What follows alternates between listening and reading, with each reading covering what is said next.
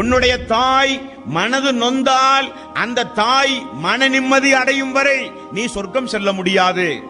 உன்னுடைய தாயை யார் நோவினை செய்கிறானோ அவன் நிச்சயமாக பெரும் பாவம் செய்தவனாவான். தாயை நோவினை செய்தவன் தாய் மன்னிக்காதவரை அல்லாஹ் மன்னிக்கவே மாட்டான் என்று ரசூலுல்லாஹி ஸல்லல்லாஹு அலைஹி வஸல்லம் அவர்கள் கூறினார்கள்.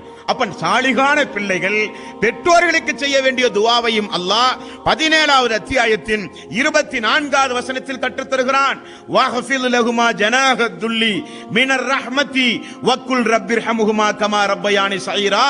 அல்லாஹுவே, நான் சிறுபிள்ளையாக இருக்கும் பொழுது என்னுடைய தாயும் தந்தையும் எப்படி என் மீது அன்பும் கருணையும் பாசத்தோடு என்னை பார்த்து வளர்த்தார்களோ அதே போல என்னுடைய தாயும் தந்தையும் முதுமை அடைந்து இப்பொழுது என்னிடத்தில் இருக்கிறார்கள். ஆகவே நீ உன்னுடைய கருணை உன்னுடைய கிருபையை என்னுடைய தாய் தந்தையின் மீது நீ செலுத்துவாயாக யா அல்லாஹ் என்று பிள்ளைகள் எப்படி பெற்றோர்களுக்கு துஆ செய்ய வேண்டும் என்றும் அல்லாஹ் ரப்பல் ஆலமீன் கற்றுத் தருகிறான்.